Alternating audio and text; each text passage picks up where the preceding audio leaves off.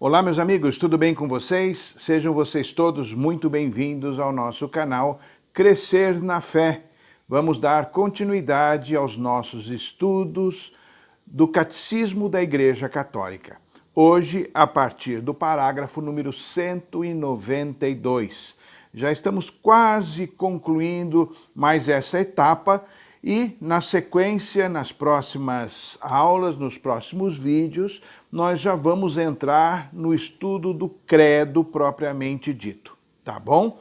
Se você não é inscrito ainda no nosso canal, não deixe de fazê-lo. Da mesma forma, pedimos que você acione o sininho para receber as notificações dos lançamentos que nós fazemos todas as semanas. Você sabe que nós temos 2 cursos em linha aqui no canal Crescer na Fé, este curso do Catecismo da Igreja Católica e também o curso da Palavra, conduzido pelo Carlinhos. Então, todas as semanas nós temos vídeos novos e você acionando então o sininho, você vai receber as notificações e não vai perder nada, tá joia?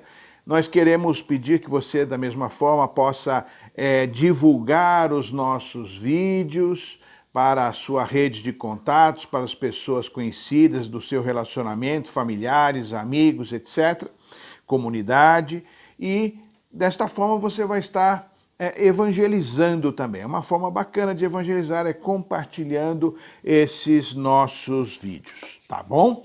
Então, meus caros amigos, nós vamos à nossa vinheta e já já nós retornamos com o Catecismo da Igreja no parágrafo 192. Até já!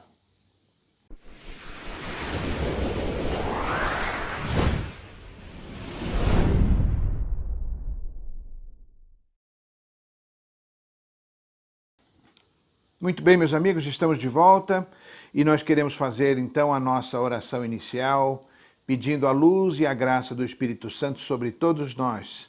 Para mim que vou falar, também para você que vai me ouvir, para que a mensagem de Deus, a palavra de Deus e a mensagem do catecismo possa cair no nosso coração, ser compreendida e produzir muitos frutos. Nós estamos reunidos em nome do Pai, do Filho e do Espírito Santo. Amém. Vinde, Espírito Santo, enchei os corações dos vossos fiéis e acendei neles o fogo do vosso amor. Enviai o vosso Espírito e tudo será criado e renovareis a face da terra. Oremos. Ó Deus, que instruístes os corações dos vossos fiéis com a luz do Espírito Santo, fazei que apreciemos retamente todas as coisas segundo o mesmo Espírito e gozemos sempre da sua consolação por Cristo, Senhor nosso. Amém. Graças vos damos, Deus Todo-Poderoso, por todos os benefícios que nos tem concedido. A vós que viveis e reinais pelos séculos dos séculos. Amém. Santa Maria, Mãe de Deus, rogai por nós. Em nome do Pai, do Filho e do Espírito Santo. Amém. Muito bem, meus caros. Na aula passada, no vídeo passado, nós falávamos a respeito do símbolo dos apóstolos e vimos que o símbolo dos apóstolos, ou o credo, é um resumo, um grande resumo de toda a fé que Jesus entregou aos apóstolos para que eles então fizessem a pregação do Evangelho e levassem esta fé a todo o mundo. Esta fé então foi compilada, organizada, resumida neste credo, que são uma série de afirmações daquilo que nós cremos. Cremos em Deus, cremos no Espírito Santo, cremos em Jesus, cremos na Virgem Maria, cremos na Igreja, e por aí vai uma série de afirmações daquilo que nós cremos. E estas afirmações são a nossa identidade de cristãos, o nosso símbolo, não é? Como nós vimos já na aula passada. Então, no parágrafo 192, nós lemos o seguinte: as profissões ou símbolos da fé têm sido numerosos ao longo dos séculos e em resposta às necessidades das diversas épocas. Os símbolos das diferentes igrejas apostólicas e antigas, o símbolo quicunque, dito de Santo Atanásio, as profissões de fé de certos concílios ou de certos papas, como a Fides Damasi, que é a profissão de fé de São Dámaso, ou o credo do povo de Deus, do Papa São Paulo VI. Então vejam vocês que desde o início da Igreja, diversos credos, diversos símbolos da fé têm sido redigidos e utilizados. Por que essas coisas acontecem? Será que, porventura, a profissão de fé ficou desatualizada e ela precisou ser renovada ao lançar novas coisas, mudando aquilo que se acreditava? Com certeza não, não é isso.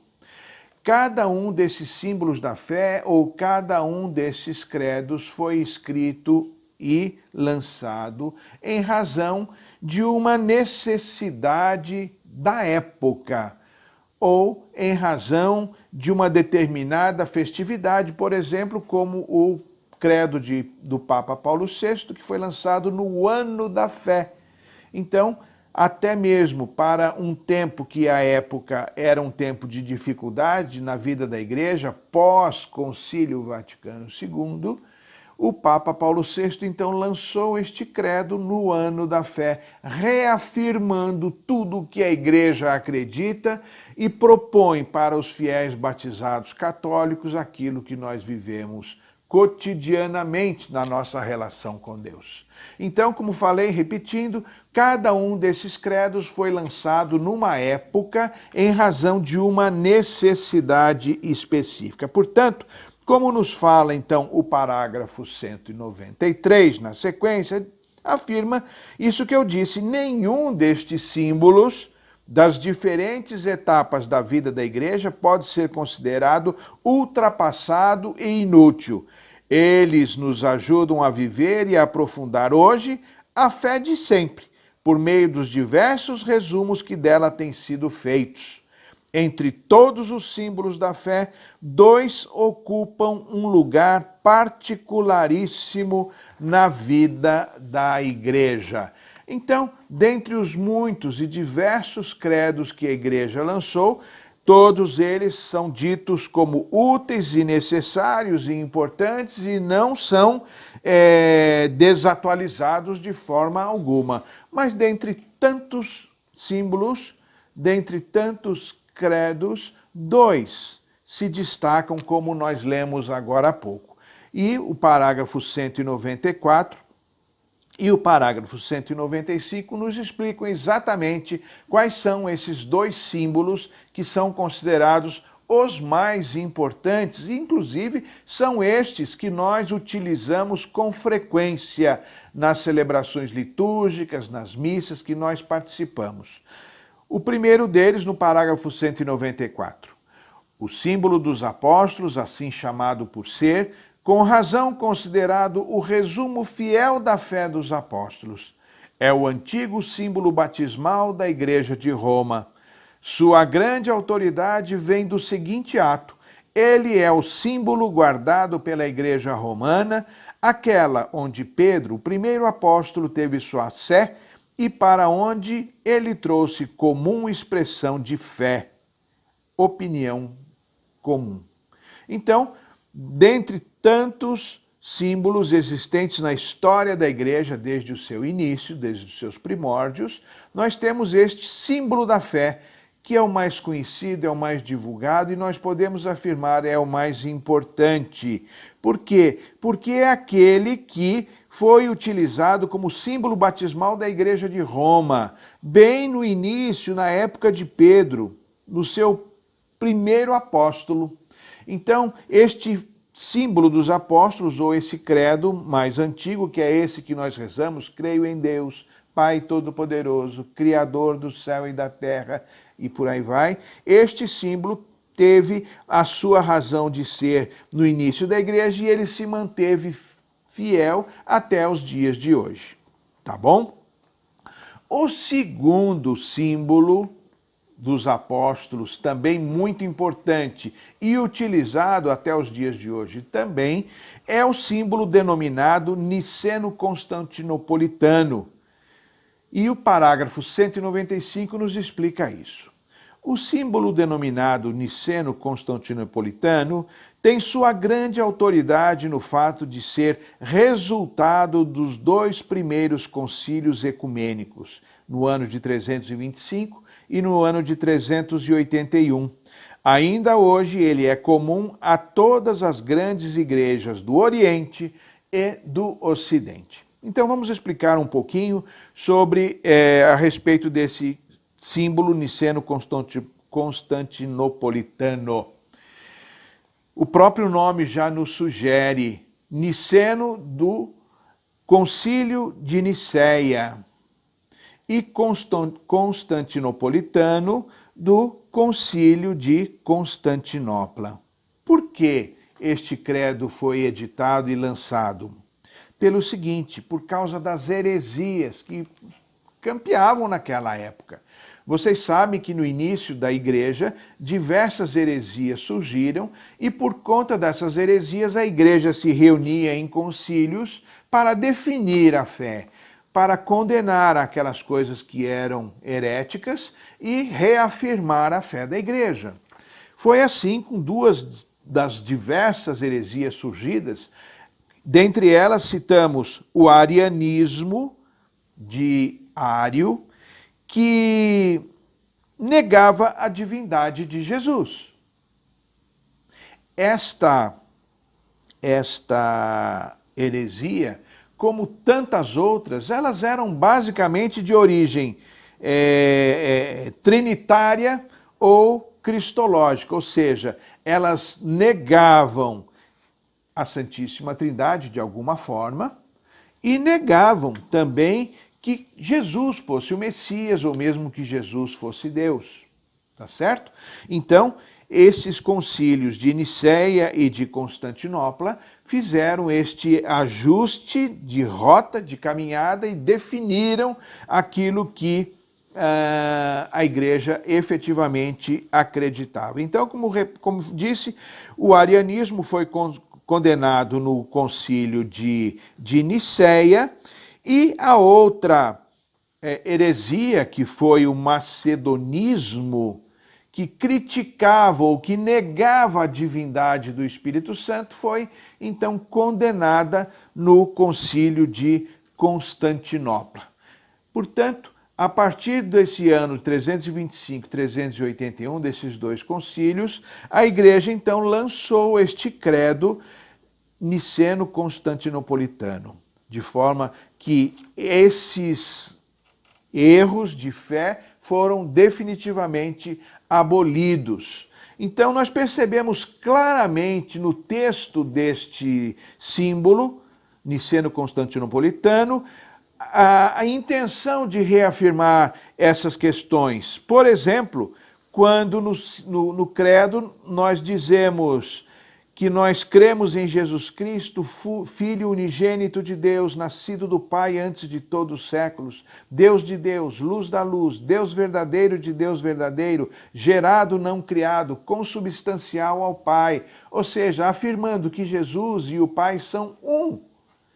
E que Jesus não foi criado, ele existe desde sempre. Ele tem origem no Pai e os dois são um, assim como o próprio Espírito Santo, que também é dito neste credo. Mais adiante ele fala, creio no Espírito Santo, Senhor que dá vida e procede do Pai e do Filho. Ou seja, ele, Espírito Santo, também não é criado, ele procede do Pai e do Filho, como falou os profetas. Então, o Espírito Santo é também Deus junto com Jesus e junto com o Pai. Portanto, meus caros, nós vemos nesses artigos a razão de ser desses vários símbolos da fé, tá bom? Na sequência, no parágrafo número 196, nós lemos o seguinte: nossa exposição da fé seguirá o símbolo dos apóstolos, que constitui, por assim dizer, o mais antigo catecismo romano. Contudo, a exposição será completada por constantes referências ao símbolo niceno-constantinopolitano, muitas vezes mais explícito e mais detalhado. De fato, este último texto do símbolo dos apóstolos, ele é mais detalhado, ele é mais explicativo a respeito da divindade, da Santíssima Trindade e de todas as coisas que nós acreditamos. Portanto, nós vamos seguir um símbolo, mas vez ou outra vamos fazer referência e vamos buscar explicações no outro, tá bom? E isso a gente vai perceber ao longo dos nossos próximos vídeos, das nossas próximas aulas, quando nós fizermos as explicações de cada um dos itens do nosso credo, tá joia? E, por fim, no parágrafo número 197, nós lemos que, como no dia do nosso batismo, quando toda a nossa vida foi confiada à regra da doutrina, acolhamos o símbolo de nossa fé que dá a vida. Recitar com fé o credo é entrar em comunhão com Deus Pai, Filho e Espírito Santo.